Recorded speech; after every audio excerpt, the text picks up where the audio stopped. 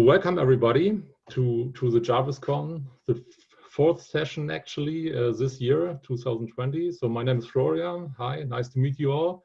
I'm hosting this session today. And yes, we're going to have a short warm-up. If you want to participate in this warm-up, just join us on ahaslides.com/Jarvis to be able to participate in our small warm-up. But before we do that, I will say a few words about Jarvis itself. So yeah, Jarvis this year is the Space Edition. It's the first time we have organized Jarvis. Originally, it was planned to have it as a live event, but due to the COVID situation, we decided to do it online. So, but welcome here, everyone, to this online session now. Since it was a success already, it's the fourth and unfortunately the last session of this year. But we have decided already, the feedback was so good, we will do it next year in Lisbon as a live event if the situation allows it, but we are really convinced that it will be a good idea to do it next week in person. So we are really looking forward to meet you all in person next year in Lisbon if you're interested. We will notify you once the organization has started. So as I said, today is the last session. So far, the last two sessions has been a real success. And so what is Jarvis Con all about? So we are engineers, right? And also Nick, our guest today, he's an engineer. And I hope there is a lot of engineers here in this room. More people are joining. This is really good. And yeah, Jarvis Con is meant to be a platform for all types of engineers who would like to share their best practices. And yeah, we have invited experts from the space industry in particular for this time. To provide insights, which hopefully kind of ignite some ideas for your particular work, for your area you're working in, and or maybe you get some confirmation on things you're doing that they do it in the right way. So we are really excited today to have this here and that we get another person from the industry sharing knowledge with us. So far we had, in the first session, we had John Benek from Nanorex, pretty interesting talk he gave. Then the second one was with Sam Avery from Mental Space, who told us a bit about how things can be more agile, which was really interesting. We got a lot of insights. Last time it was Jada Stanisla from OSP Sweden, who told us how to successfully lead a student team building a satellite.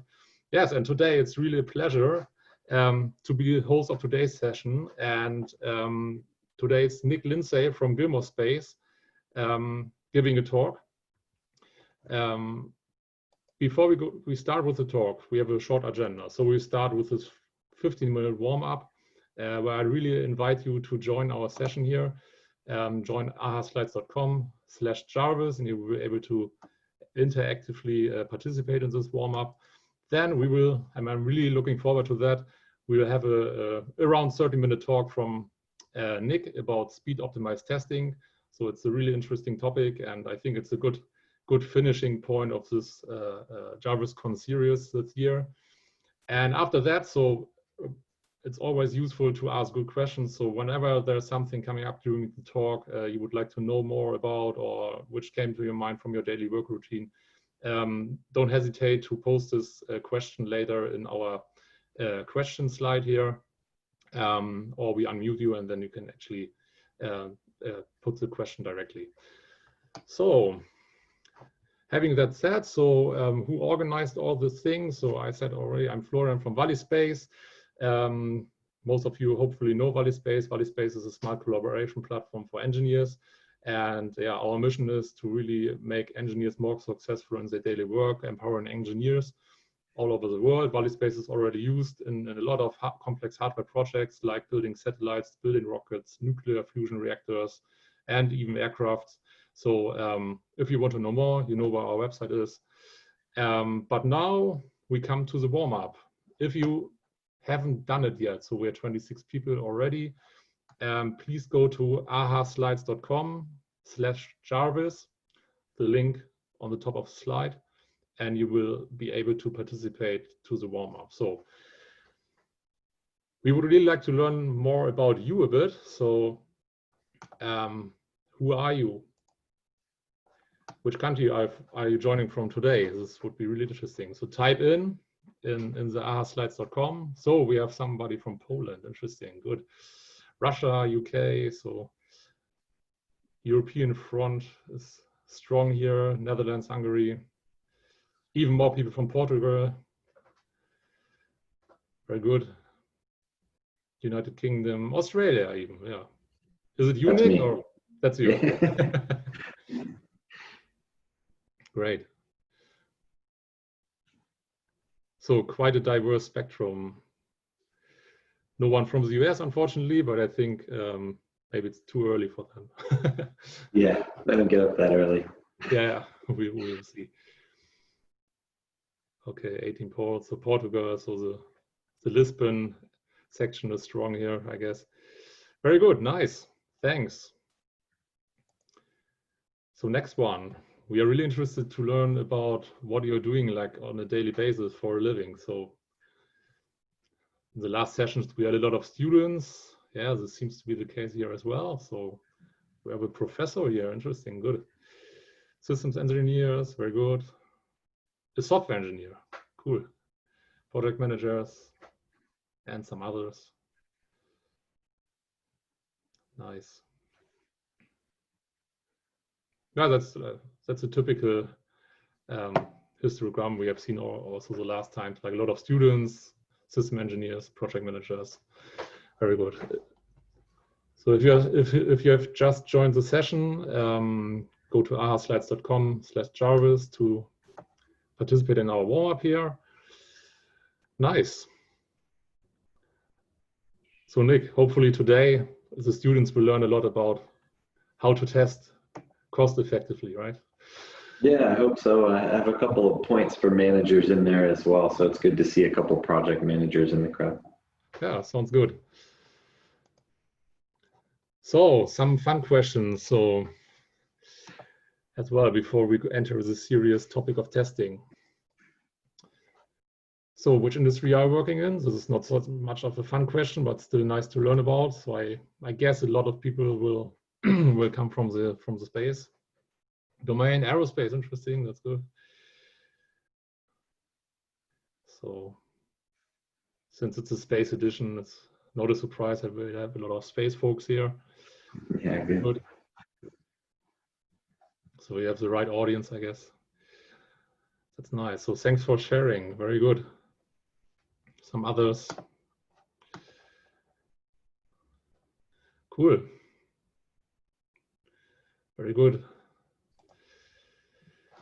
So something to warm up a bit, to make your brain reactivate.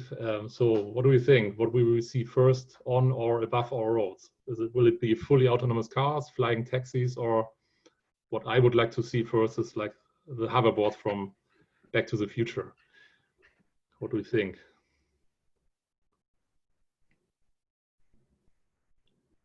Fully autonomous cars. Interesting.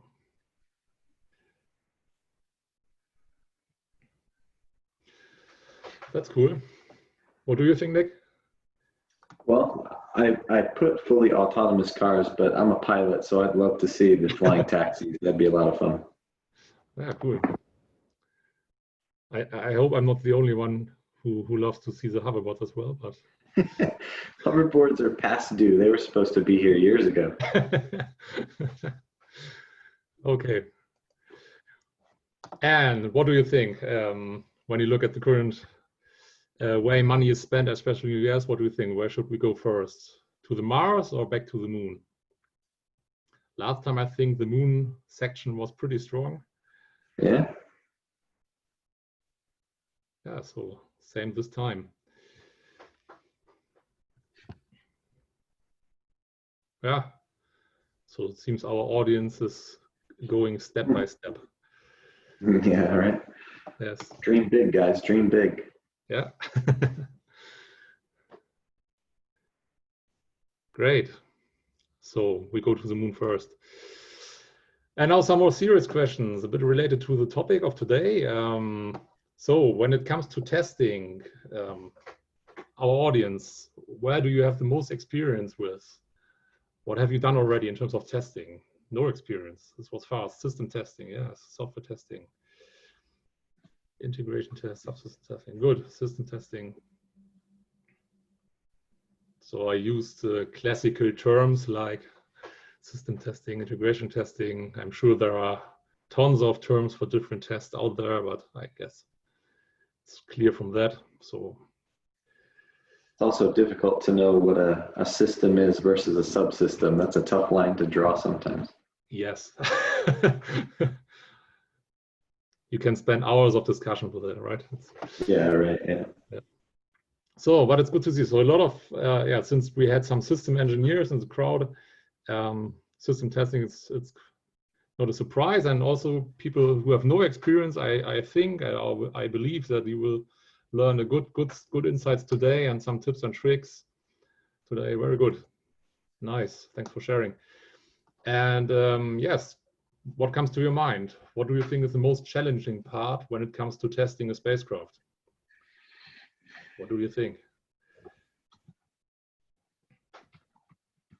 Just share your thoughts. There's no right or wrong. Yeah, expensive if it goes wrong, yes. Version control, as a config management, people.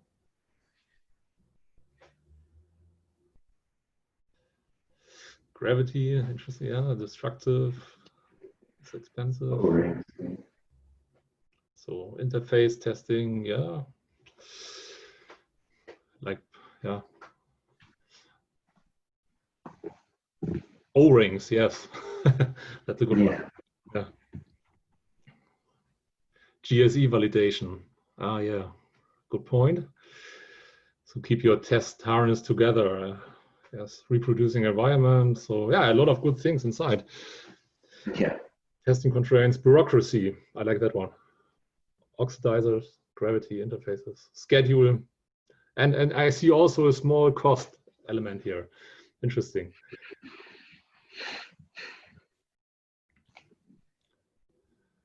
Yeah, looks good.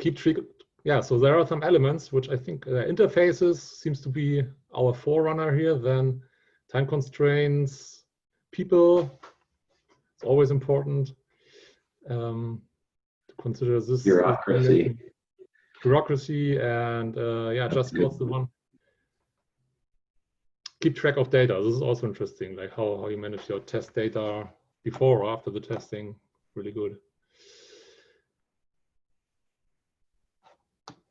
Okay, so before we start, first a big shout out again to Maria who organized all this. So thanks, Maria. Thanks a lot for that. And I think you did a great job, especially organizing.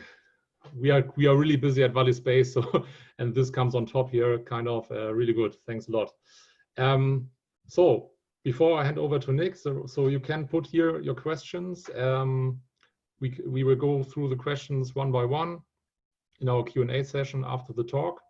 Yeah, post questions, tons of questions, please. I'm happy to pass them on to Nick later on. So yes, so let me quickly introduce Nick.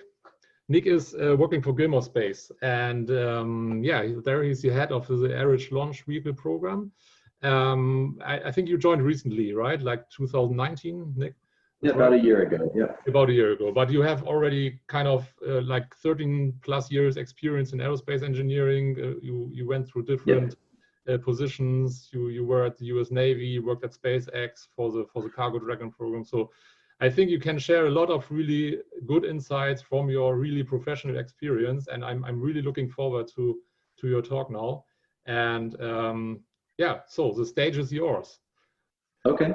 Great. Well, let me see if I can share my presentation. You okay for me to stop you sharing yours? Yeah, I will do so. Give me a second. Okay. Let me select that and jump right into it. So just let me know if you can see the presentation. Okay. Yes, we can see it in the presentation mode. Maybe you have a way to show it full screen. You are screen sharing. It looks to me like it's in presentation mode. Are you not seeing that? I know the other one. I mean, we see it in the what is it, presenter mode, like. Yeah. Let me try a different share. Let me try this one. How's that? Yeah, that looks very good. Better. Great. Beautiful. Okay, great. So we can just really jump right in. Thank you very much for the introduction. So today, what I'd like to cover with everyone today is a little bit about my background, just so you have an idea of where I've been and what I've seen and been fortunate enough to be a part of. Touch on what speed optimized testing is. We'll then go to what I think is the meat of the presentation, and honestly the most important bit, and that's actionable recommendations. So these are really just almost stream of consciousness ideas as I was thinking about testing and how to test really efficiently, but try to turn those into something that you guys can take away back to your teams and put into effect tomorrow if you're in the test realm right now. And then obviously we'll have some time for questions and comments there at the end. Just a little disclaimer. So these thoughts, ideas, recommendations, they're not necessarily endorsed by my current employer, nor former employers. I don't think they would disagree with any of them, but these are just purely from me. Most of these recommendations are for research and development style testing. Those of you who have been involved in testing for a long time will understand that there's quite a large difference between what I'll call production testing, where you've already proven your product and you're just validating that each one that comes off the assembly line is fit for purpose. The difference between that and really new concept, new idea, back of the napkin sketch, how do we get this nebulous idea into the form of hardware and then prove that that hardware functions the way that we intended. So my focus is on the R&D side there. Every single testing situation is going to be unique. Really, it's up to you to decide what's most appropriate for your situation. Most of my recommendations are based on my background in propulsion testing, and so it's probably going to be the most distant from, say, software testing, but it'll be much closer to any type of hardware testing. So my background, so this will be just kind of a quick photo album of where I've been and what I've done. It was kind of actually pretty fun putting this together because I haven't thought about a lot of these things in a while. So I graduated from the United States Naval Academy in 2007. Got to give a Go Navy, beat Army there in case there were any West Point grads on the call. When you graduate from the military academies in the United States, you're obligated to serve in the U.S. military. So I did that. I jumped into flight school. I was fortunate enough to fly T-34s and T-45s as a student naval aviator, and then made a decision that was a tough one, but turned out to be a really good one for me. I moved into the U.S. Navy Reserve as an aerospace engineering duty officer. So that involved a lot of different programs. As a reservist, it's the part-time deal, 1 weekend a month, 2 weeks a year. And really you get picked up by some research and development aspects of the Navy to go help out as the equivalent of what would be an engineering consultant. So they came to me, asked for some help, mostly on some UAV projects, and did a little bit of some electronic warfare testing as well. But that was very interesting, a lot of fun, cool to see what all the big military contractors were bringing to the table. After that, it really wasn't after that, it was simultaneously. In 2009, I joined what was then a really small space startup called Space Exploration Technologies. They hired me as a test engineer. I had no background in test engineering whatsoever.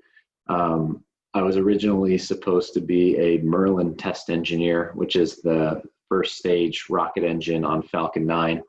And there was some circumstance the week before I was hired that pushed me into testing the hypergolic thrusters on board the Cargo Dragon spacecraft. And to be honest with you guys, I had never heard the word hypergolic before, so I didn't even know what my job description was on day one. But I have a good attitude when it comes to change. Jumped right in, learned everything I could, had some amazing mentors at SpaceX. and an unbelievable team that supported me through learning the ins and outs of testing. So I started as a entry-level test engineer, progressed through various levels.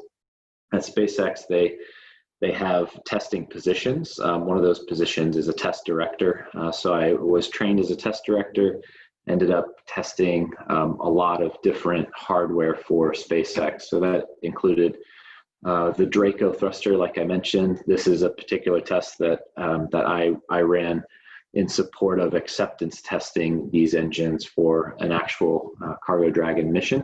It's a really cool engine, capable of some amazing performance. Full steady state all the way down to very, very small pulses to control Dragon in orbit. The test that's on the screen there is actually done in a vacuum chamber, so it fully simulates the vacuum of space. We then progressed into some more complex testing of portions of Dragon's propulsion system. This particular picture is what we call the Dragon module.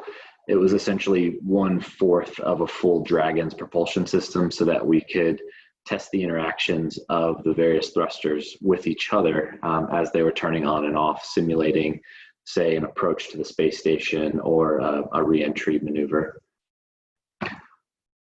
That kind of led into some Super Draco development testing. For those unfamiliar, Super Draco was originally intended to be an abort engine on the crew version of Dragon and also a landing engine. Crew Dragon was originally supposed to be propulsively landed on essentially a helicopter pad. The image that you see there is one of the very early research and development models of Super Draco. The final engine ended up being quite significantly different. This is another version of development of Super Draco. You can see the glowing white hot nozzle extension there. Pretty awesome testing. Super Draco is again a hypergolic rocket engine. It leverages monomethyl hydrazine, which is MMH, and dinitrogen tetroxide, which is NTO. A propellant combination with a lot of flight heritage. It has been flown on everything from Mercury through the space shuttle, and comes in a lot of various forms and factors. But lucky to work on that. Because my team and I had some expertise with those chemicals, we were also invited to be a part of the Dragon recovery mission. So we would go out on the Dragon recovery boat, a couple hundred miles out into the Pacific Ocean, and wait for Dragon to come back from space. And I have to say, I've done a lot of really amazing things in my career. I've been incredibly lucky, and I'd have to say that's probably my favorite. Being out in the middle of the ocean, very, very small team, myself and 2 other guys on a small rigid hull inflatable boat, waiting for a spaceship to come down and splash down next to us so that we can bring it back to shore.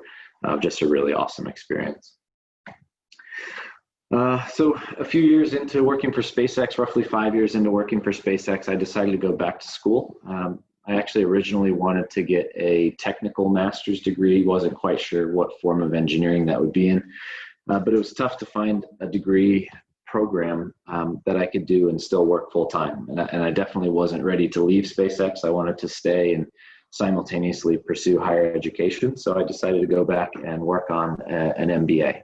So graduated with an MBA in 2015 from the University of Texas at Austin, Hook'em Horns. I then moved out to California and joined the Dragon development team to help with some modifications to the Dragon design that would enable Dragon to be reused. So if you look carefully at the picture on the screen, you can see 2 small space stations painted on the side of Dragon. That's indicative of the fact that that particular capsule had actually already been to the space station twice. So this is showing its 3rd mission, which is a huge achievement for a spacecraft that was originally not designed to be reused 3 times. So the Dragon design team did an incredible job, re-qualified the vehicle for multiple missions, and successfully flew a number of the capsules 3 times until its retirement last year. After working on the development team in California, I was asked to move over to the production team and actually help with the actual refurbishment of the Dragon spacecraft, as well as some new builds that were still going on of both the cargo and the crew versions. That was a really amazing experience. Was fortunate to have a team of incredible managers. I think I had 11 managers at one time that were running all of the aspects of Dragon production. And that team just really kicked ass. I mean, we took a spacecraft that had just been dunked in salt water, tore it completely down, evaluated every component, figured out what needed to be replaced and what was still good for another mission, and rebuilt it back to what you see there, which is essentially a brand new spacecraft. So yeah, really incredible job. Kudos to the entire team that was a part of that. So I left SpaceX at the end of 2018 and actually went back to flying briefly. So if you've ever been to Los Angeles or been to the SpaceX headquarters, you know that right next door is an airport. So every day at work at SpaceX, I would see airplanes coming and going from the airport next door. And I decided I wanted a piece of that. So I literally walked next door and asked the advanced air team if I could join them as a co-pilot on the Pilatus PC-12. And they put me through a bit of training and then, yeah, let me loose with the PC-12, which was a lot of fun. So I was doing that for, I guess it was about 6 months until Gilmore Space Technologies reached out to me and decided that it would be a cool adventure to move to Australia, which you can see in the background here. So I'm basically right there. So I moved to Australia last year, joined the team just when they were finishing up the vehicle that you see on your screen right now, and that's a rocket called One Vision. So One Vision is a hybrid propulsion technology rocket, meaning that it uses a liquid oxidizer and a solid fuel in our case. And One Vision is a suborbital, we'll call it a technology demonstrator. So the goal was to prove out this propulsion technology. In order to do so in Australia, we had to drive pretty far out into the outback, and forgive the grainy picture, but actually this is great. I can point on the map. So we're right here on the coast, and we drove basically halfway across the country to the middle of the country to find a safe place to try to launch this vehicle. So we did that. Unfortunately, as many of you know, rockets are tricky, and that launch did not go as planned. We actually ended up overpressurizing the oxidizer tank, and the rocket essentially split in half. So the top half of the rocket went up, bottom half of the rocket went down, and we went home with our heads kind of hung a little bit. So, rockets are hard. Any testing is hard, but rockets seem to be especially tricky. We performed a really thorough failure analysis, failure investigation, and came back to the company with some findings and recommendations on how we can do things better. And so we are in the process of working through some of those recommendations. We've already implemented a number of them, and we've decided to take that next step and jump back into propulsion testing for our next generation vehicle. And that's really where my team's energy is focused right now. So the test that you see on the screen at the moment is a long duration hybrid rocket motor burn. We ran a test for 45 seconds and we're working towards much longer burns to prove that hybrid rocket motors can run in a stable condition for long durations, mission durations, which is on the order of 2 minutes, just shy of 2 minutes. Team's been doing a really incredible job here on the Gold Coast, and in the background, we're working on designing this vehicle. So this is Eris. Eris is designed to carry roughly a 200 kilogram small sat to sun synchronous orbit, and then much higher payloads to lower orbits, equatorial orbits, and so on. The company has huge ambitions. We want to be able to fly people to the moon. We want to be able to take cargo to the moon, and we have ambitions to go beyond that. You typically say the sky's the limit, but I think we'll go much further. So it's a really exciting team to be a part of. I feel fortunate to have been asked to join the team last year, and yeah, I'm just excited to see where we're going to go. So that's my background.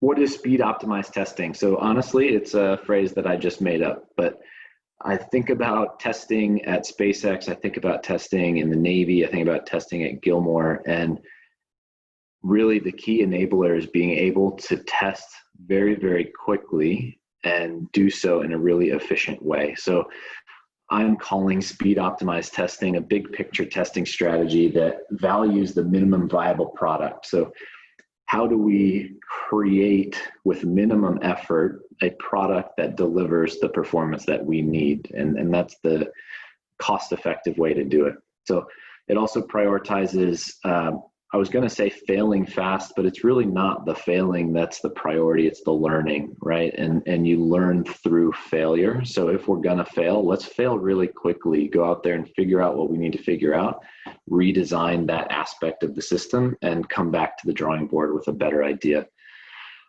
The goal is also to enable rapid decision making. So if we have, let's say we have two technologies on the table and we're at a crossroads, let's go out and test one, see if it does what we want it to do. If it doesn't, great. We've now just enabled ourselves to make a decision and go in a different direction, and we didn't waste a lot of time with analysis.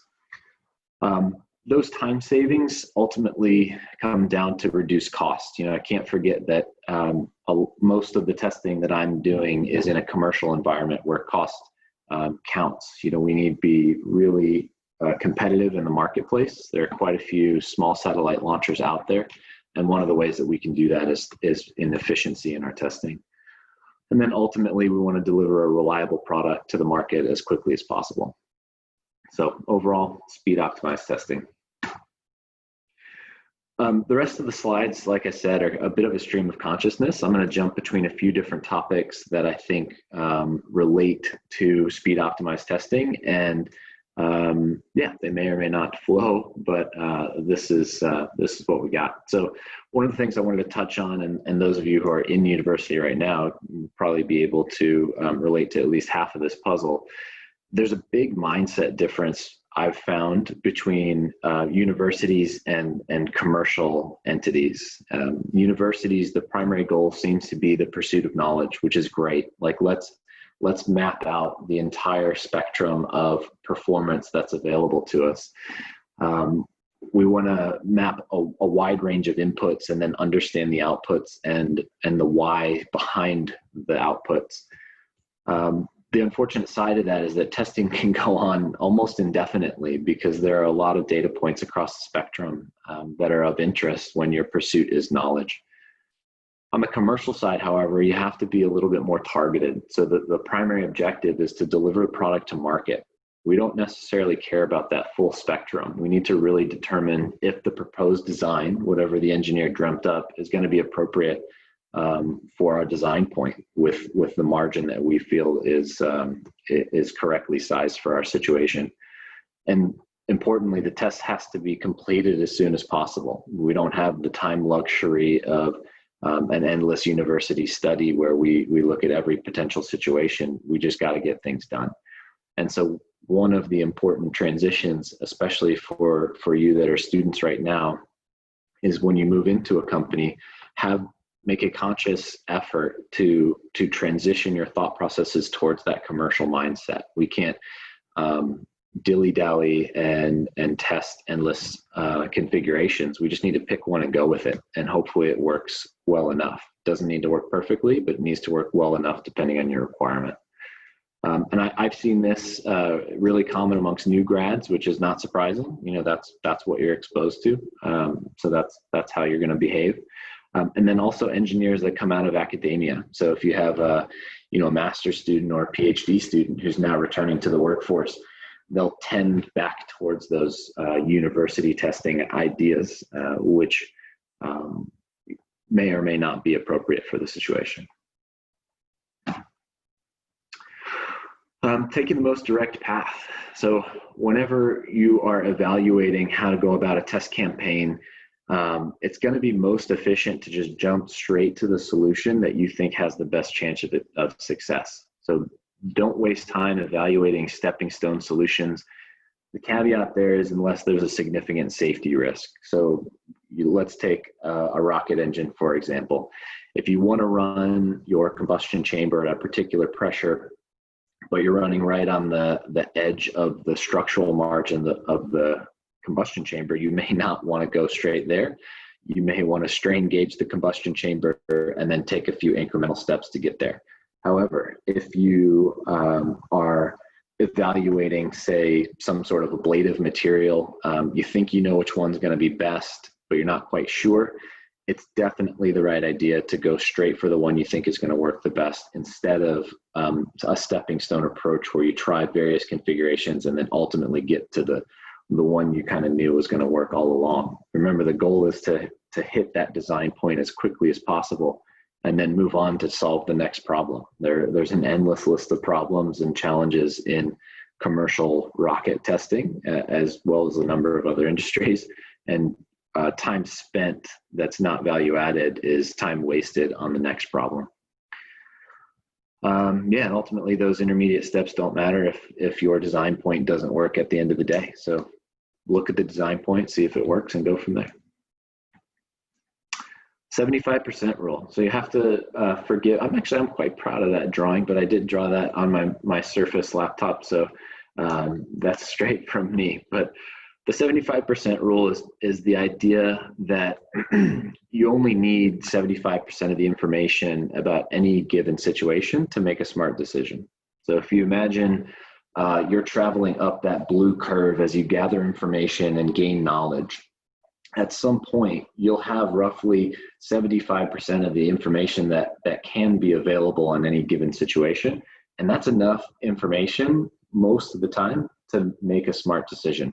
So don't waste time gathering the remainder 25% of the information. It could take you a really long time, and ultimately you won't make a different decision. So obviously very tough to know exactly when you have 75% of the information, but just keep that mindset that you don't need every last nitty-gritty detail in order to make a decision. You just need enough information to make a smart one. To extend on that, what this will enable you to do is decide when to jump into testing. And what testing does is it gives you an inflection point in that learning curve, or that knowledge curve. So initially you perform analysis, you gather information, you reach a certain threshold of knowledge, you say, okay, cool, I think this is going to be the right way to go. Get out there and test it. Fire that rocket engine, test that software, do whatever it is that you need to do, because you will then learn much, much more in a much shorter period of time. And ultimately that's the goal. Indecision is really the enemy of progress. So if you find yourself continually analyzing a situation and making no decisions, you're not making any forward progress, especially once you get past that 75% choice. Oftentimes making a bad decision is better than not making any decision at all, because at least now you've learned that that's the bad decision and you can pivot with your team and go 100 miles per hour in the other direction. Covered that one pretty good. So whenever you go into a testing situation, inherent to that is that you're going to change things very frequently. So make your baseline frequent iteration. So when you think about developing new processes, procedures, policies, develop them in a way and invent systems in a way that allow you to change them easily and frequently. Too often I see people get tied into a particular item that they help develop and not want to change it. But the nature of the testing business is you're constantly learning and constantly having to adapt. The whole goal is to try a number of new ideas until one works for you. So as you're moving through those ideas, you're going to have to change things frequently, and it's to your advantage to have systems set up that allow you to do that. One important point is it doesn't mean that you should avoid processes, procedures, and policies altogether. There's a necessary level of those to keep you and your team organized. That's going to vary depending on the project, project complexity, risk tolerance of your team, risk tolerance of the business, but don't forgo them altogether. Have them, but have them be really nimble and efficient. Another point, and this is maybe more for the managers, is that we need to enable the test team to easily adjust test parameters. So wherever we can build in flexibility, whether it's in the software code or providing them with alternative hardware configurations so that they can change quickly, they're going to learn much more quickly as well. Flexible test stands. So again, this is the idea that we're going to test a lot of new designs, new features, new things. And the more flexible we can create our test stand, the easier that's going to be. So imagine the far end of the spectrum the other way, where the test stand is purpose-built for a particular rocket motor. There's no other rocket motor that you can test on that test stand. It doesn't have a lot of value if you learn that that rocket motor is not necessarily the one you want to fly on your rocket. So consider that your first design is probably not going to be your final design, and build in a bit of flexibility into the test stand and software systems for that. Some of the things that you can do there are selecting off-the-shelf components wherever possible. They're typically less expensive and more readily available than something that you're going to custom design. You can also consider parts from adjacent industries. So if you look at the performance requirements of, say, racing, whether it be Formula One, NASCAR, even go-karts, some of those parts are very performance driven and optimized both from a mass perspective and a strength perspective, and lend themselves really well to aerospace. But you can get creative. The medical industry has a lot of similarities to some aspects of aerospace. There's a number of industries out there, food production as well, especially when it comes to cleanliness. If you look at the cleanliness requirements for food service compared to liquid oxygen or hydrogen peroxide service, they're often quite similar. Use standard hole and fastener sizes. This one may seem obvious, maybe not, but so many times I've had engineers come up with a hole size or a thread pitch that is so far from standard that we have to buy custom tools or custom drill bits to be able to produce it. You're going to make life a lot easier for yourself and for the fabricators if you can stick to just standard size hardware, standard size drill bits.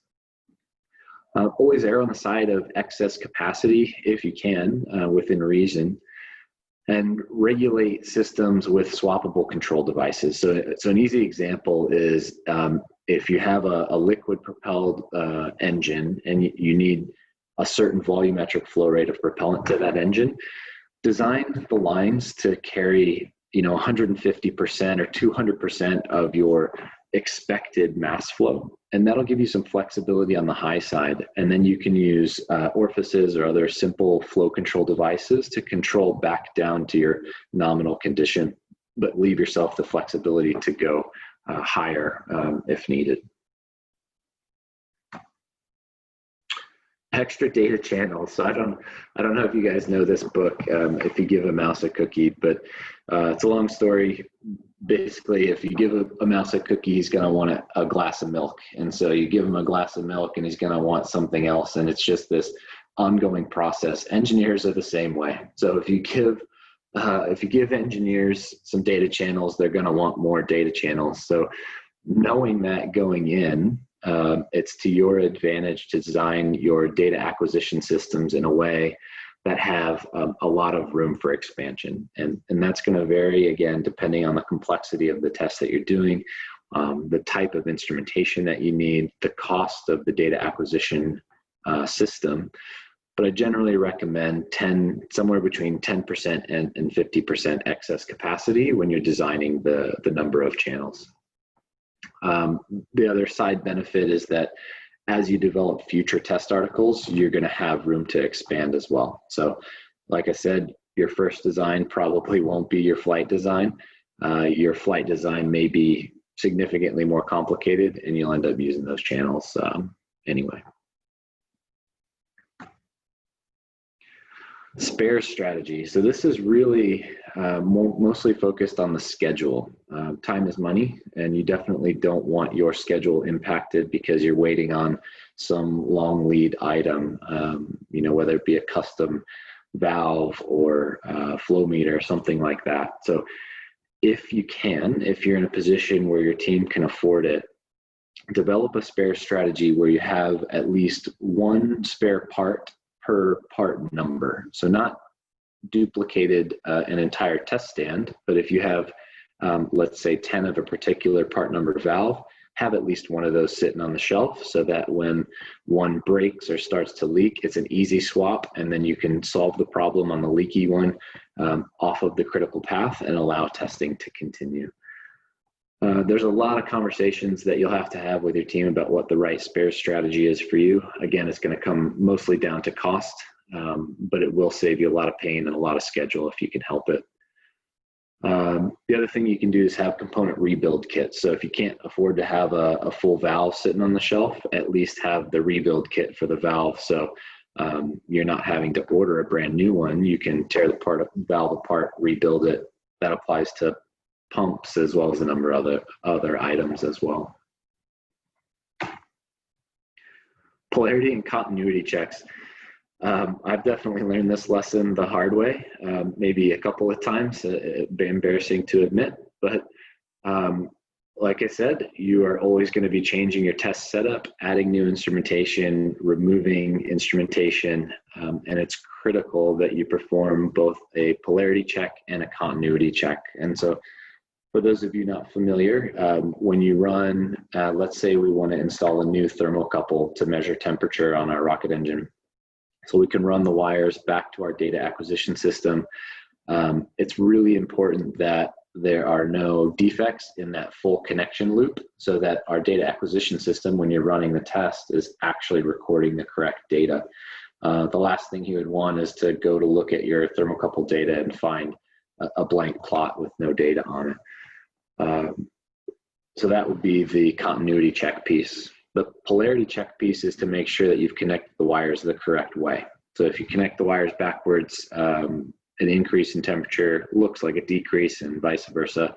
And the data looks nonsensical and can push you in the wrong direction if you're not careful. So work with your Sparkies, your electrical or avionics technicians, and make sure that they're doing a very thorough continuity and polarity check on any new instrumentation prior to each test. Yeah, again, it seems like a no-brainer, but I've seen it, unfortunately, spoil an otherwise perfectly good test. Checklists, embrace checklists. So I've added down there at the bottom some recommended reading, and that's a book called The Checklist Manifesto by Atul Gawande. It's a really good book, really easy read. He's in the medical profession, but it's still extremely important. I personally have an appreciation for checklists from both propulsion testing as well as from being a pilot. Pilots do everything by a checklist. The function is really that it takes away the pressure of remembering all of the details of a repeated process from your brain. It lets your brain focus on the more challenging tasks at hand, which is where we want our test engineers focused. They don't need to be worried about the mundane that's going to happen relatively easily. We need them focused on the task at hand. There's a couple of different styles of checklists out there. There's what's called a do verify checklist, where you actually run through a full flow and then you bring out your checklist and say, okay, yep, I've done steps 1 through 10 on that already.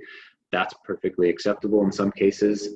In other cases where it's maybe more critical that each step is performed in the right order, you might want to go with something like a challenge do verify checklist, where the challenge is a statement. So let's use flying, for example. If we wanted to take off, we want to make sure that our throttle is full forward. So we would say throttle, that's the challenge, do. So you push it all the way forward, and then you verify and you say full forward. And so you've now have basically a 3-step process to validate that the particular item is in the right configuration that you're looking for.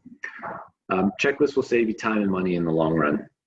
Again, this is something that I've seen, especially amongst new engineers under a lot of schedule pressure. They'll be quick to close out a test article so that they can run back to the control shed and start running the test.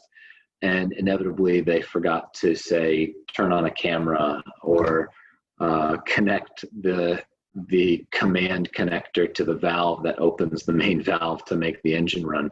And it's not until you've done the full countdown to T0 and nothing happens that you say, oh man, that's right, I forgot to actually plug in the engine.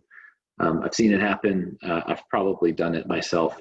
And so, yeah, checklists, they're simple, they're easy, they're quick, and ultimately they actually accelerate everything.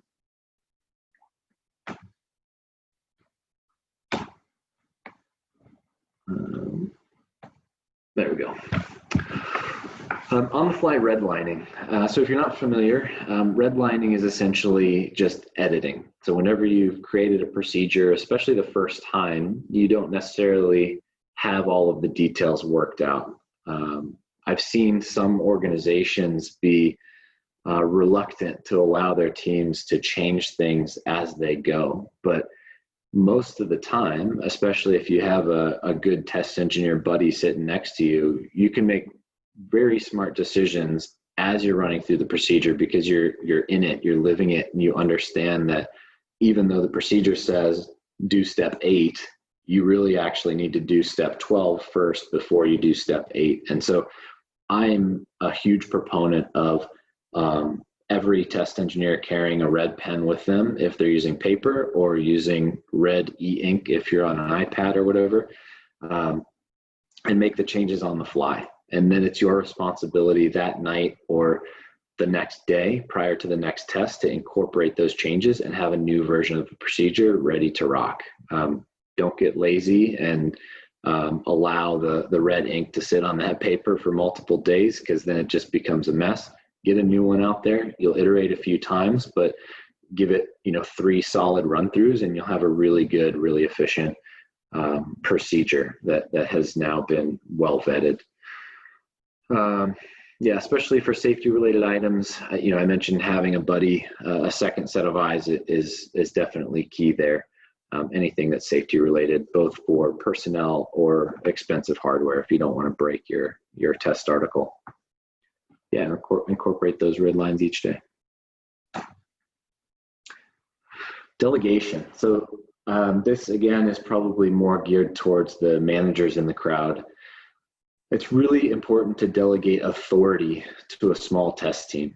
So if you can get by with 2 people performing a test, go with 2 people. I'm sure you're familiar with the saying that, too many cooks spoil the broth, or something similar to that. When you have too many cooks in the kitchen, it's really hard to make decisions. So keep your test team small, so as small as practical, so that they're really nimble. Also, as a manager, make sure you're delegating responsibility to one person on that test team. In my experience, it's always been who we called the test director. They were ultimately the person responsible and accountable for the conduct of that test. The other important aspect of that, though, is to delegate authority. So if you're going to hold them responsible and accountable for the results of that test, give them the authority to make decisions in the heat of the moment. Don't put them in a position where they have to come back to you for everything. I found a really good quote. I wish I could claim it as my own. It's not, but delegating responsibility creates followers, whereas delegating authority creates leaders. And that's what you want from your team. You want a team of leaders. So it takes a bit of a leap of faith, which is why it's important to pick a team that you trust, but do make sure you're delegating the authority as well. Enable the team to make decisions within boundaries. Clearly your company or organization, university will have some regulations. That's kind of the boundary. Stay within these boundaries, but do whatever you can to get the job done, and just let your team run. They'll surprise you. And then support them with the tools and equipment that they need to be successful. Trust your technicians. So I have been, again, extremely lucky. The quality of technician that I've worked with, both in the Navy, at SpaceX, at Gilmore, is incredible. They know a ton, far more knowledgeable than I, on the details and intricacies of some of the components we're working with, definitely trust them. The picture I stole from a space shuttle main engine test technician, that guy I'm sure knows the engine potentially better than some of the engineers, because he's been there, he's lived it, he's gotten his hands dirty on it, and so you have to trust their expertise. I often see them as being underutilized. Maybe in university you didn't have the luxury of having technicians around to know how to leverage them. Get them involved really early. As you're starting to dream up the design of a test article or the design of a test stand, that's the time to have conversations with your test technician team. They'll give you some feedback on how to design things in a way that is going to make it very efficient to operate down the road. And it's a lot different than looking at a CAD model in 3D space, from what it's actually going to look like in person and be able to actually work on. That bottom bullet I've heard far too many times out of an engineer, but it fits fine in the model. And so you have a technician bringing you apart, they physically don't go together, and the engineer says, I don't understand what the problem is, it fit fine in the model. It'll save you that little bit of embarrassment if you get them involved early. Solicit their feedback early on in the build flow, and not just on the design, but also the concept of operations. So have a table read, sit down with the team, walk through the procedure as you see it unfolding, invite your test technicians to that, and they'll give you invaluable feedback on how to do things safer or more efficiently. Kick the tires testing. So really, this is the fundamental idea that even a simple qualitative test can add value. And if you think about it, if you're going to be taking a rocket or a spacecraft into space, you want to make sure that every component that's critical has had some sort of evaluation. And it may not be a very detailed test report in all situations, but at least have pushed and pulled on every strut that's going to see some load. Any evaluation method is better than none at all. And like I said, especially important prior to a major milestone, being a flight. We're doing some pretty cool work with smaller scale rockets at Gilmore, and we're definitely making sure that we are evaluating those in, if not a quantitative way, a qualitative way to help ensure the success. Yeah, so make sure that every critical component has at least had its tires kicked. Data quick looks.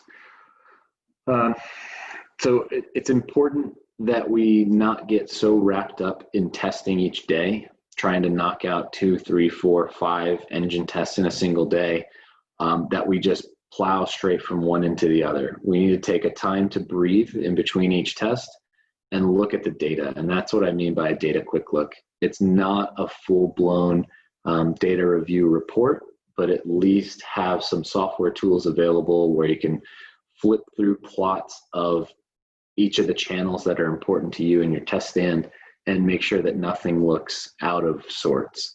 And I specifically mean the test stand as well.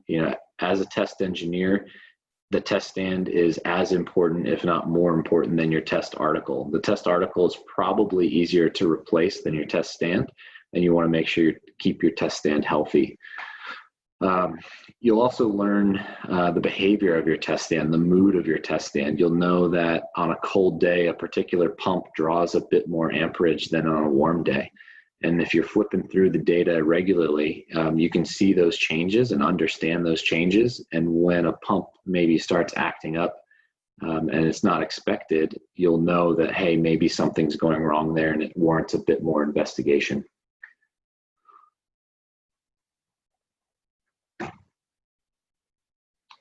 Slow is smooth, smooth is fast.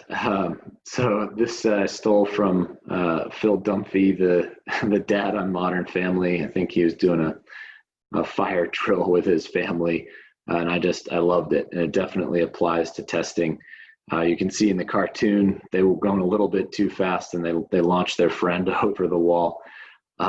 Ultimately, rushing causes errors, and then errors cause delays or worse. You can damage hardware, you can hurt people.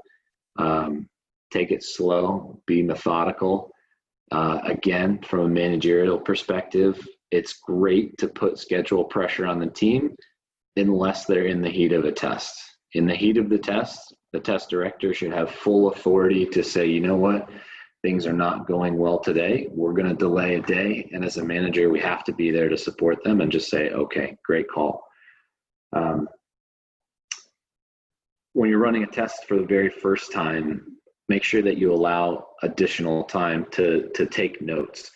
I mentioned the live redlining idea, and that's pretty much it. Don't expect that you're going to be able to go full speed on the very first attempt or even the second attempt. Give it 2-3 attempts at a particular test.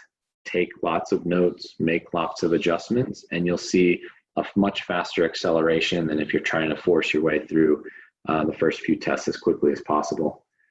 And yeah, like I said earlier, fix those procedural inefficiencies early, and that maximizes their benefit. If you can save, let's say you save 30 minutes and an overall, day of testing by changing the procedure, that's 30 minutes every time you run that test. When we were testing Draco engines for Dragon, that's 18 engines per Dragon. It adds up quite quickly. I did want to touch on safety and risk management. I originally actually didn't have this slide in there, but safety is hugely important. And you can see from the science of safety first, just kidding, coffee first, safety is like third or fourth. Obviously that's a joke, but there's a little bit of truth in that. There's a right and wrong way to implement safety and risk management system. And if you're not careful, it's possible to be too safe, too conservative, and that grinds progress to a halt. So if you took the idea of safety being first to the extreme, you'd never leave your house. You're much safer at your house than you are driving, and clearly that's not a rational decision. We have to take calculated risk, and testing is no different. Your company, your organization will have a risk posture, and as a test team, you need to understand it, provide some input to it, and agree on what that risk posture looks like from an execution standpoint. One idea that I really like, and I honestly didn't pay as much attention to it when I was in the Navy as I have since I've been out of the Navy, is the idea of mission-centric risk management. So we have to get this mission done. Our mission is to test this engine or fly this rocket. That has to happen. How can we make that happen in the most safe and least risky way possible? But it still has to happen. Again, I give a recommended reading there. That's a Navy instruction. You can just Google that number and come up with it. The section of that instruction that I think is particularly useful is the time critical risk management, TCRM. And it's really intended for Navy units that are going into combat. So it talks again a lot about the mission. Like, we have to accomplish this mission. How can we do this in the way that minimizes risk to our team and risk to our hardware? And to a lesser degree, testing should have a similar mindset. We have to get this test done. How can we do it safely? It's also important that the whole team buys into that agreed risk posture. If you have somebody on your team that is, overly risky or overly risk averse, it will slow you down either way. And so, confront this head on, talk about it, talk about conditions that you may run into in a test prior to getting into that test. Decide if the team is allowed to approach the test stand when it's under pressure prior to the moment where it's under pressure and you have to go look at a particular component, because you're gonna feel the yeah, no pun intended, you're gonna feel the pressure on your shoulders to get the job done. But had you thought about it in advance, you may have made the decision that no, it's not safe to approach the stand when it's pressurized. We've all agreed to that, and therefore you just depressurize, approach the stand, fix the problem, and move on with the day. But yeah, think about those things in advance if you can. A lot of this is a balancing act. I hope that the topics that I've talked about have been helpful and guided you in the right direction. But again, your company, your organization, your university is going to have a strong opinion on a lot of these things. And if you're running the test team, or even if you're just a test engineer, you have to balance the conservative nature that some aspects of your organization will want you to follow versus being aggressive and trying to get things done. You're going to have to figure out when enough analysis is enough, and you need to just get into testing to make that next inflection point on the learning curve. You're going to have to balance safety and risk, exploratory testing to understand the full performance spectrum versus just targeted if you need to go find out if this particular component is going to do the job that we want it to do. And all of that is a balancing act, and if you get it right, will result in safe, efficient, reliable, and cost-effective testing. I can tell you I never get it right. I never nail it perfectly. I try to walk that tightrope the best I can, taking in all of the input from my team, from my leadership, and making the smartest decisions we can, going as fast as we can while still being safe and ensuring that our product is reliable. Again, I've talked a lot about my successes and some of the programs that I've been privileged to work on. Every single one of those has been a result of the amazing teams that I've worked with. Don't forget that. Like, your team is everything. The team is really going to make or break your ability to optimize for speed of execution. And because of that, again, a note for managers, you really have to pick your team as if I'm going to use the sports analogy of being a rugby coach going to World Series. The number of spots on your team are limited. You can only accept the best, and this means they have to be good technically as well as from a teamwork standpoint and an attitude standpoint. Technical knowledge is trainable. Attitude is a lot harder to train. I'll take a good attitude, less technical person over a highly technical expert with a bad attitude any day of the week. You also have to make the tough decisions to bench those players who are not delivering.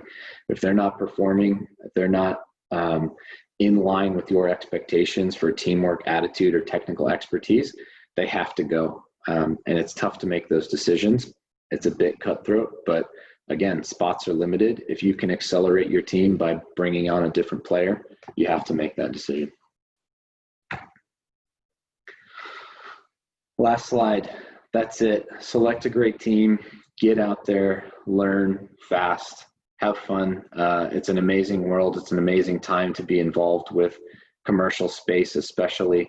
The momentum behind it is really incredible. And thank you guys very much for listening to me for a few minutes. Happy to take any questions that you have, unless I'll turn it over maybe to you, Florian. Yeah, Nick, thanks a lot. So it was really, really cool. I would say there was a lot of really insights, and yeah, I could really feel that this is coming from your experience. And so thanks for sharing all these good points. And I think there is a lot of material, especially like younger persons just starting in the job or being in the university can learn from that. So thanks a lot. Very cool. No problem. Thank you. And you're right. A lot of the material was straight from my experience, and a lot of it was mistakes that I've personally made. So yeah, I guess I didn't say it, but don't get down on yourself if you make some of those mistakes. It's part of the learning process. Own the mistake, pick yourself up, don't make it again, and yeah, move on with the day. Yeah. Well, my feeling was that it was really the essence of several years of experience. So really, really cool. So we have a couple of questions actually. So people put something inside. So yeah, we start with the one which was voted the most. So you said testers should have the right tools in their hands to make them efficient. What is the most important, or what is most important? Yeah, good question. So it's going to depend on the type of testing that you're doing. If you are, let's say you're developing an avionics system, probably the most important tool is going to be a research and development kit for whatever that board is or that box is that you're testing. So as a management team, we can't skimp out on purchasing some of those components, even if they're a little bit more expensive, as if the priority is to accelerate the rate of learning. We have to spring for those tools for the team. And yeah, so by tools, yeah, I hope that was clear. I don't necessarily mean a physical hand tool, but whatever the item is that enables rapid learning, we should yeah, support the team with that. So I just there it is. I just messed up the slide. There it is. Thanks for the answer. So testers should have the right tools on their hand to make them. If this is what we had, okay. Yeah, interesting. How important is it to have a precise test plan? So I think the precise is the middle here. And yeah, before starting. Don't waste time on a precise test plan. It's not worth it. Have a good idea of maybe the first, let's say you're doing the qualification of an engine. So you know you want to prove out that engine's capabilities across a specific envelope. Have a good idea of what the first few tests look like. Maybe the first week of testing or 2 weeks of testing, it's going to be an extended campaign. Guarantee that testing is going to change the testing that comes after that. So don't waste your time on making it ultra precise. Get out there, test, learn, and then decide what needs to come next.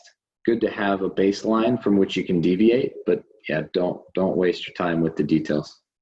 So you're saying basically that learning from testing and also giving the feedback not only to the test article itself, but also to the plan, right? This is a part of the whole learning process. Absolutely. Yeah, absolutely. Sounds really good. I mean, what do you think are the most important arguments to push for such a strategy? Because it's kind of counterintuitive that you kind of save time by following this. I'm not stressing the agile methodology here, but like an incremental iterative testing approach. You are kind of overlapping the design and the testing a bit, right? Yep, so, that's right. Yep. And I think like managers in larger projects, they are kind of would vote against that. So what would be the main arguments to push for that? Oh yeah, like how do you convince your boss to spend money? Yeah, I mean, at the end you will save money, but it's always hard to find the right arguments, right?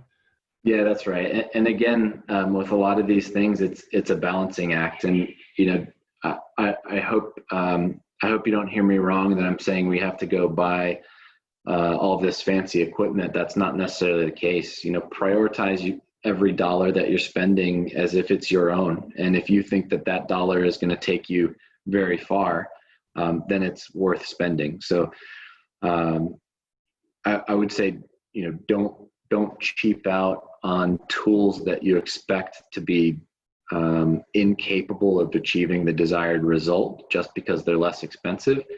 Get what you need to get the job done, but yeah, spend the money wisely. I don't know if that answers the question really well, but if you can come to your boss, so if you can come to me as program manager of a launch vehicle and say, you know, I need to spend $10,000, $20,000, $50,000 on this thing, and you can show me how that's going to accelerate the schedule or ultimately save us money down the road, it's a no-brainer. And if your boss, if your manager has a good business mindset, then they'll recognize that opportunity and make a smart decision.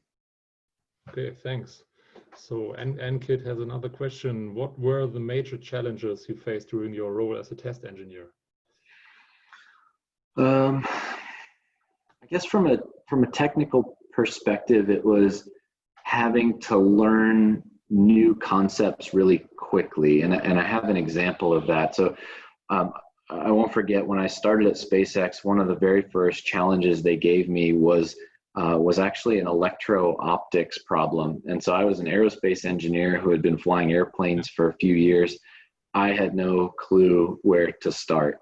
But if you have the right mindset, again, you go into, you face a problem and go into it knowing that you can get to a solution, that you have a good head on your shoulders, put in the effort to learn that new topic area of expertise, try some new things, get really aggressive, ask the experts around you. You'll probably be surrounded by a lot of really smart people.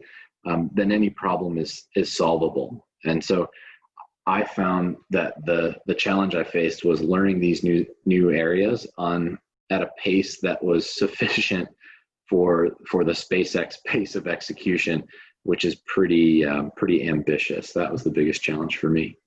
Okay, nice. Okay, the next question is related to the redlining of procedures. So what is your take on digital test procedures? So brackets, hard to use in there. Which will procedures be hard copies for the foreseeable future? Yeah, so I am personally a big fan of going paperless. There are situations where paper makes sense. For example, when we at Gilmore were trying to launch the One Vision rocket from the middle of the Outback, there's no Wi-Fi out there. There's no cell phone signal out there. So we went paper. We went hard copy and literally carried red pens and made changes, made updates. Whereas if you have the luxury of being in a test control room, it's quite easy, especially now with, you can have multiple monitors and make some adjustments on the fly. You can even have an editable version of the procedure up and make those edits as they pop up. iPads, tablets, any tablet really is also another great option. You can redline with a pen or with your finger straight on the procedure in the iPad, save it as a PDF, email it to yourself, and then go back to your desk in the evening, make the changes that you need to the master procedure. Cool. So, and business-related question, how the growth of Gilmore Space Technology is currently, and when do you envisage the future launch test to happen to validate your launches? Yeah, so as a program manager, that is my key performance metric is when we launch that vehicle. My target launch date is 28 February 2022. I think that is aggressive but realistic. And yeah, I'm looking. Just a second. When was it? Yeah, right. Yeah. Nobody write that down. No, I'm just kidding. Yeah, we're really trying hard to prove out our propulsion technology. We've made some incredible progress. Some of it we've shared with the world. Some of it we haven't yet. But we're really doing some awesome things. And it's not just in propulsion either. I have a kick-ass software team, a really amazing mechanical engineering team. Avionics team is killing it, and the guidance, navigation, and control team as well. So across the board, we've got a lot of really creative, smart, energetic people. And like I said, the momentum is really building behind Australian space. And right now we're the primary name in the game for Australia, which is really exciting. Thanks.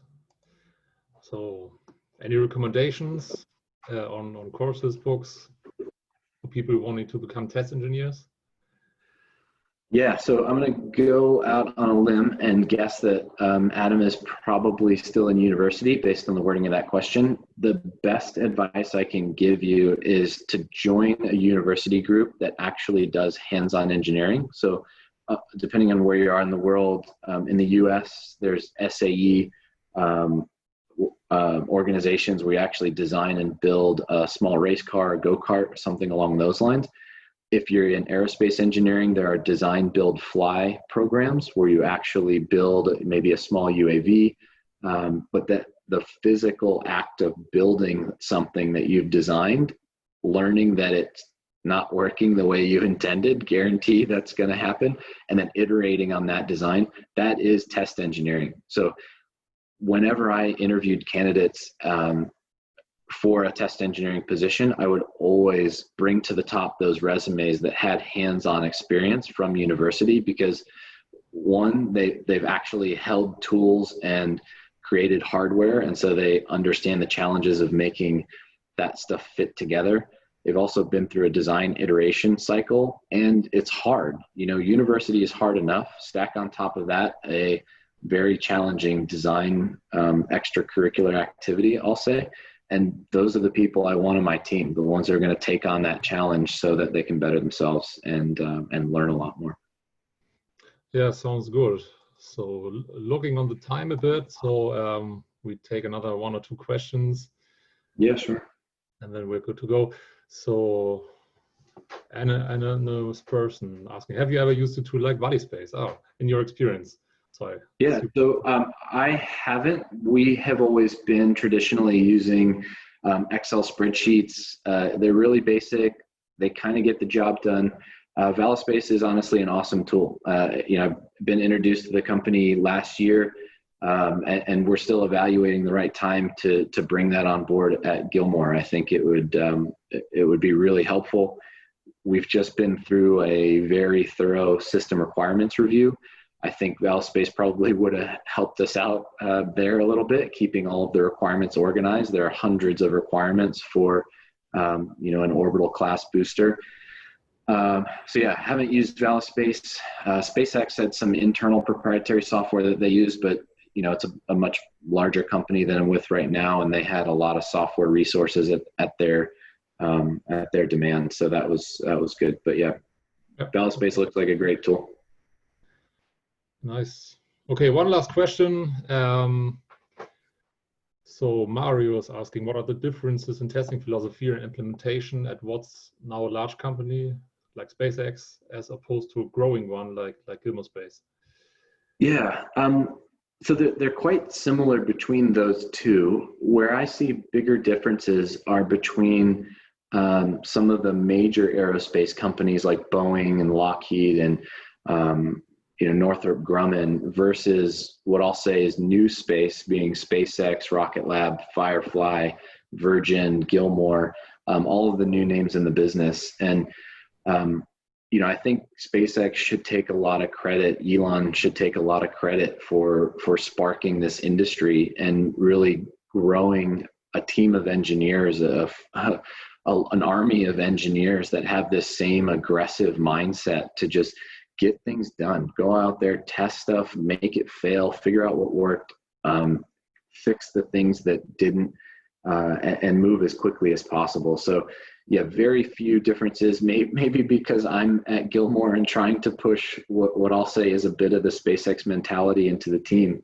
But really, yeah, the differences are bigger between old space and new space than they are between the new space companies, as far as I've seen. Okay, I think that's it for today. Nick, thank you so much for taking the time today to introduce you to a lot of insights. And it was really interesting. And yeah, so it's almost 12:30 over there, right, in Australia? Yeah, something like that. Yeah. In the middle of the night. So thanks everybody for participating to this conference, so the last Jarvis Con for this year, the last masterclass. So I can only invite you to stay connected with us. So we will organize something for next year live in Lisbon. And yeah, that was it for today. Thanks a lot. Thanks.